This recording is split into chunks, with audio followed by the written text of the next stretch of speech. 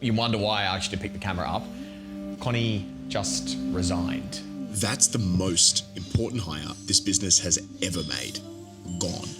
And to understand what this is going to cost us, I need to take you back a month to the night before I met her. I'm in China, and I'm about to make the most important decision of our business's life. We're hiring our first employee. So I'm gonna take you behind the scenes of what it's like to really hire here in China.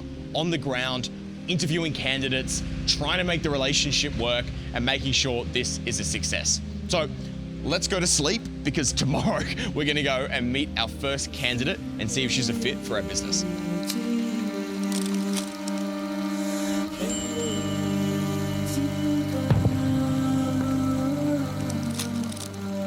So we're about to go and interview our favorite candidate for our China team that we're looking to hire here on the ground in Guangzhou, mainland China. We've interviewed like 5 or 6 candidates so far, and to be honest, most of them have been duds. Like, not that great. Either like English skills aren't that great. I don't think they'd be the right person for the team. I think their sourcing abilities were like okay.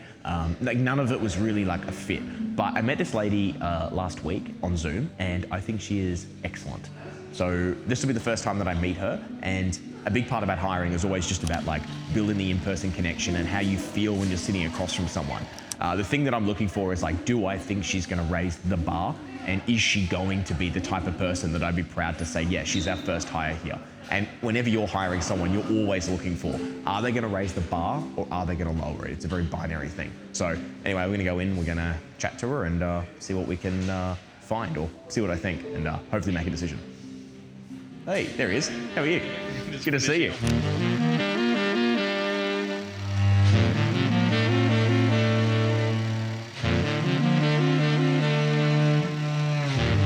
Hi, good to meet you. Pleasure. Connie, how are you? Hi. Lovely to meet you finally. Yeah, finally. Thank you for waiting. Did you do anything this morning? Like go out for breakfast or No, yeah, go for a workout? Yeah, come here. Oh, okay. Oh yeah, daily. You do Particular- workout? Yeah. What sort of- because you know physical health is very important. Yeah. First, you need to have a healthy body, and then you can go to work. I right? agree. So maybe after our first conversation, do you have any questions maybe just to kind of start, like anything that you're thinking about, questions you have? Yeah, We can maybe start with those. Yeah. And first of all, I thank you very much for this opportunity to talking with you here today. Oh, that's okay. Yeah, I'm quite excited about this. Your first role will be like, all right, here's this, do I like these suppliers? Are these suppliers good? Do they meet our requirements? Yes or no? Okay, cool. So it's like, we'll work with primarily this one. And so you'll get that order, you'll place that, you'll say, all right, hey guys, we're picking up 10 square meters of tiles, we're buying this now. Truck will be there tomorrow, make sure it's ready.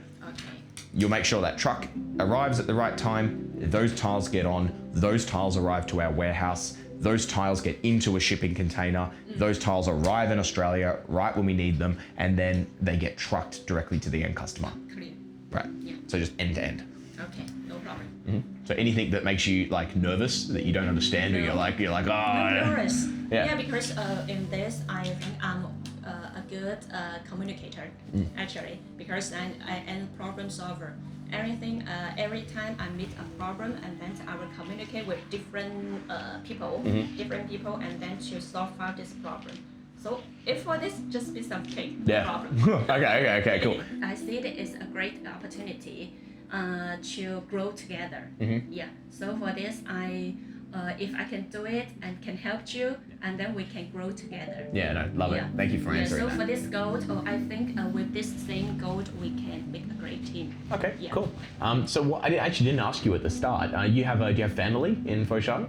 You have kids? One. One? Yeah. How old? 11 and a half. 11 and a half. Yeah. So getting Girl now. getting big now. Oh yeah, big girl now. So is she in high school yet, or still? Primary school. Primary school. Yeah. Show you. Yeah, sure. Also lovely. She's lovely. Okay, cool. All right. Well, thanks. Any other questions for me then? So far, good. Good. So any questions from you? No. I think it's good. Well, look. Let me. I'm pretty happy. We'll just take a couple of days to think about what we want to do. Obviously, any other questions for me, just let me know. But we want to move fast, quite generally. So what are we now? Friday. So kind of early next week, we should make a decision. We might do just some sort of small exercise, but then I think from there we can make a decision and discuss maybe what an offer could look like. And then we can go from there. No. Okay. Great, awesome, Yeah, Connie. Well, thank you so much. thanks for coming in, and sorry again for being late. Okay. Awesome, So, lovely to meet you. Yeah, so Thank glad you to again. meet you today. Thank you very much for the time. So, I think that actually went really well. I'm very optimistic. I thought she was a good candidate. Her name's Connie, and very enthusiastic, understood the space, an expert in tiles. So really the type of person that I think would be a good fit for our person here on the ground in China. So our next steps is we've got to go prepare a letter of offer. So we've got to negotiate her salary. We're going to be thinking about bonus structures and how we can like align her incentives to ours. And so we're really just going to think about that over the next couple of days. But what I want to do is we're going to go back to my place here in Guangzhou, and I'll take you through like what am I thinking with these offers? Like, how do we look for candidates? How do we structure them? What's the right type of employee that you should be hiring? And we're going to talk, I'll just give you what's in my head and what I was thinking, so you can kind of have a playbook to think about. So on that note, we'll get in the car and we'll go show you.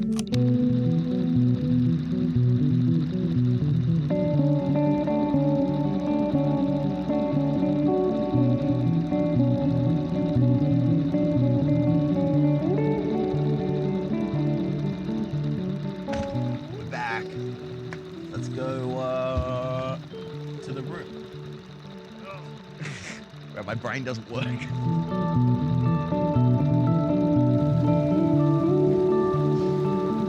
It's so great. Whenever we're in China, we always stay at the Rosewood here in Guangzhou, and it's the highest hotel in the world. It's also the nicest. And for example, when we just dropped our bags there, they all coordinate with their earpieces to like guide you. And so everyone just like, this way, this way, this way. It's like, yeah, you don't see that in the West. Hello, we just got to check in. Thanks.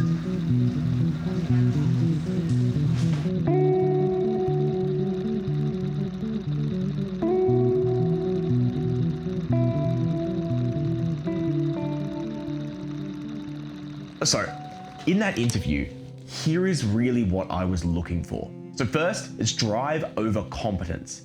I thought when I was talking to Connie, who you just saw, she was very competent, but I wouldn't give her an A+. I mean, she's had 20 odd years of experience in tiles, but maybe not a ton of experience in logistics and supply chain. Are you able to QC tiles, or do you need someone else to do it?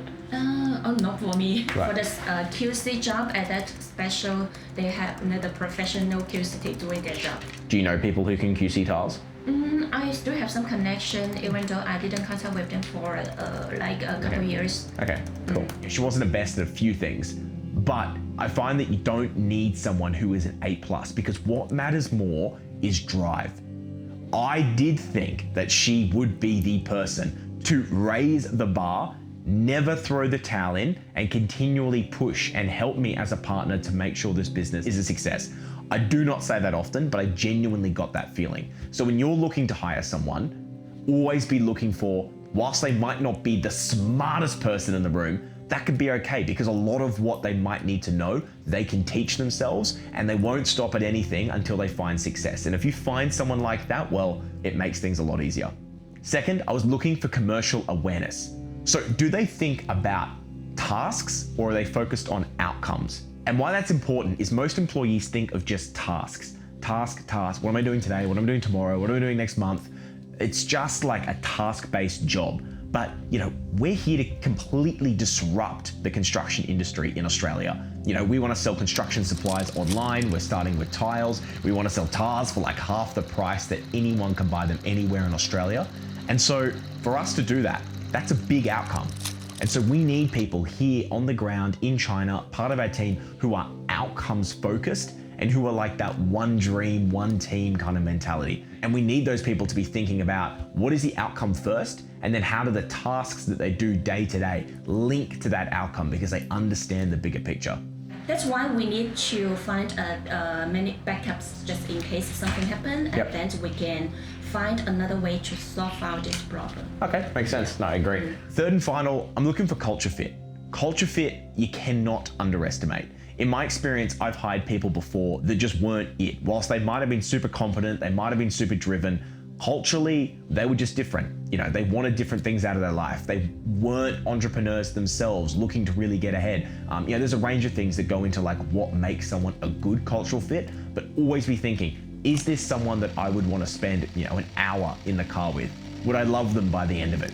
Like, it's those sort of concepts there that you just think about, like, you have to work with this person day in, day out. And so are they an extension of you? Do they have a similar value set as you? It's good if they're going to challenge you because that's kind of like what you want. But ultimately, is this a person that you could get along with? And whilst they're an employee, you want to think about, is this someone that you could build something special with together, almost like the form of a partnership? And finally, like, there's two really important questions as well that I asked in that interview that I have asked in every interview with anyone I've ever hired that really work well. So please steal these. First is, why did you leave your last role? Oh yeah, that's a fair question. Yeah, for the last 2 to 3 years, I doing my the Soho business is because of, I think it's important is timing. Timing can explain that. First thing, is the Soho space is limited. Okay. Yeah, I'm only doing by myself. So actually, it takes me not much time. I can handle this, but not very challenge for this. I can handle it. And growth for the space limited. But the policy this year, first in China, because we already the government canceled the tax refund from April. Do you know about this? Yeah. So make it very hard. Their answer tells you a lot about them. If they say it was because of pay, well, great, you know that they're money motivated, and so therefore you should set up an incentive structure that reflects that. So it's like a base pay plus some sort of commission on top that maybe doesn't have a ceiling. So the more money they earn you, the more money they get in return. Another common one is, I just didn't feel like I was challenged enough. Well, okay, they care about being challenged. They care about experience. They care about growth opportunities. So make sure you frame the job and always be focused on, is this person continually growing? And you set up a structure within their employment where they actually can feel like, I'm getting new responsibilities, say every month or every quarter as they prove themselves. And second best question is, talk to me about the commercially impactful things you did at your last role. It's a bit of a mouthful, but it's important because how they answer again tells you a lot about them. If they focus on, I drove a lot of revenue, I took, the business from X to Y or here to here, or they focus on, I actually saved costs. I took a cost line from here to there. Their answer tells you a lot because if it's revenue, they're sales orientated, and that might be the type of person that you want, and that's fantastic. Or maybe you need someone who's more cost orientated, who's more in the detail, who's focused on optimizing every cent. That's fine too. You need both sides in a business. And so that might be the type of candidate that you're looking for as well. But again, their answer tells you a lot about them. So steal all these. If you're hiring a team, I'm actively working on this myself here in China, and so I'm constantly learning, what I think is important, what's going to work for our team here. But I've done this for, I've hired probably 50 odd people now so far. I've had my fair share of failures with hires and just ones that didn't work out, and the opposite of that as well. But all in all, hiring is like the most critical part of any business, and if you get it wrong, it is very hard to unwind. But if you get it right, it can create a force multiplier and turn your business into the thing that you wanted way faster than you could have ever thought. So that's what I look for. The only question left is whether Connie actually has these things. And a month in, I feel like I have my answer. So it's been a month since my first meeting with Connie, and we hired her. We brought her on as part of the team. So I want to talk you through, now that it's been a month, what are some of the things that Connie has actually done that has made such a big impact to our business? She's obviously our first hire here in China. And so if you were to hire a team member in China or really try and get China right for your own business, I think the 3 things that she's transformed for us is going to be very applicable for you as well. So first thing has been suppliers. My gosh. So before Connie, when I moved here to China, for the first 3 months, I literally spent every minute when I was in China visiting suppliers. It's a bit of an exaggeration, but I literally visited hundreds of them. Every tile supplier that you could think of, I visited. Our business is we go to suppliers, we tap into their existing stock, and we sell it to the end consumer, which means we cut out the middlemen, all the distributors, all the importers, all the cost structures that retailers have, and we literally just charge the factory price plus the shipping plus a little margin, and you can buy all of that online. And so we're starting with tiles, and then eventually we'll do all building supplies. So you can think that supplies for us, it's make or break. So we're just tapping into that stock and selling it to the end consumer. And Connie has, helped a lot. So I've probably visited 10 suppliers now in the last like 3 weeks versus, 100 that I would have had to have gone to, because she's quality controlled like the supplier. She knows the supplier through friends of friends, and it's made it much easier to find who's good.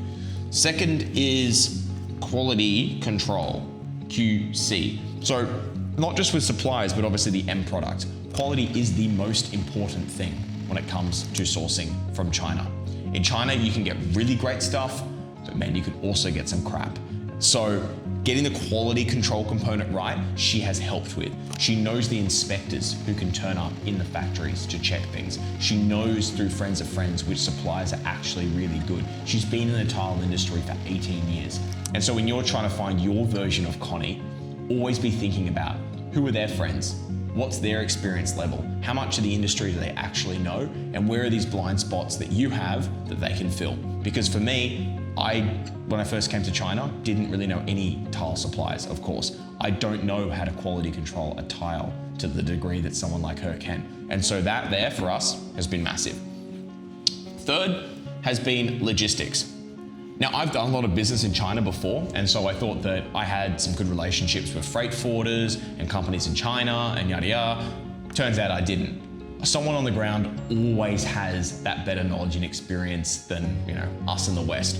And so having her figure out, all right, well, because our stock goes to our quality control warehouse that Connie helped set up, which then goes into Australia, having her be able to interface and get the best price of the stock, that truck that takes the stock from the warehouse to our quality control warehouse and then to the port, is all just cost savings. And same with the rates that we can get with a shipping line. She knows people who know people. And so really what's happened is me being able to bring someone like her on. If you think of the business as like a pyramid, I've gone from here, which is just like all this gray area of like the most important parts, but this is just where I spend all my time, to being able to move up that pyramid and go more into sales, more into marketing, more into customer experience, figuring out how do we actually sell this stuff to the end consumer and build $1 billion business. And so this has transformed everything for me. But yesterday, it's not funny. It's kind of funny now looking at it because I don't really know how to handle it still. But yesterday, Connie shared some news with us, which the personal circumstances are not good. But this could change everything for our business. So let me take you back to yesterday and show you what I'm talking about. The day before this, Connie told me she was leaving. Reason being, her mother's health had turned and she needed to be there to take care of her. And look, I understand, because family comes first, always. But sitting there, hearing it, the person who changed how this whole business runs is walking away. Well, that hits different, and I didn't see it coming. So what am I going to do? Well, I'm going to pick up the phone to our recruiter who helped find her here in China, and we're going to start the search ASAP to just like be able to find someone else. But man, I'm just, dude, you're as shocked as I am. I'm just gutted. This is business. And especially business in China. It's kind of like doing business on hard mode sometimes because you don't know half the time what's gonna happen. There's always these sort of things that come out of the woodworks, but I think anything worth doing is hard. And this is definitely hard, and I don't have all the answers. I honestly don't know what we're gonna do. But the only thing I do know is we're gonna keep moving forward. We're going to keep making strides, but having people quit is not good, regardless of whatever the reason is. So this is just the realities of people and hiring and building teams. And I care about building a culture where people want to stay for 20 years. They really want to be here and they want to do their best work. And through all the people that I've hired, and in my previous business as well, the 50 odd people or 30 odd people that we brought in, my one thing that I would say to them is, my one promise to you is that you will leave this place a better person than when you walked in. And that is my commitment. I'll do everything in my power to make sure that's the case. And so I need to make sure that we've done right by Connie, and we've, at least in the 4 short weeks we've been able to work together, we've done that. But yeah, we're just gonna go figure it out. So anyway, we'll stop recording because I need to go and send some emails to recruiters and start setting in motion some plan Bs. But you know, if you want a real video on what it's like working in China, running a real business, building a real team, this is it. So I'm gonna go find a plan B, and we're gonna make this work. When I came to China, I thought the hardest part would be the tiles, the supplies, and the logistics. But in fact, it was never any of that. Connie was our first employee, and she won't be our last. But man, losing her does sting. But it's part of the game, and you take it as an opportunity to improve, to do better. And that's what we're gonna do. We're gonna build on the success we have with Connie, find someone even better, and keep on building. So take my lessons, my wins, my failures, all of it. You're seeing it here live, because we're gonna come back every single week, because I want to continue to show you what it takes to actually build a $1 billion company from scratch here on the ground in China. Follow along, and I'll see you next week.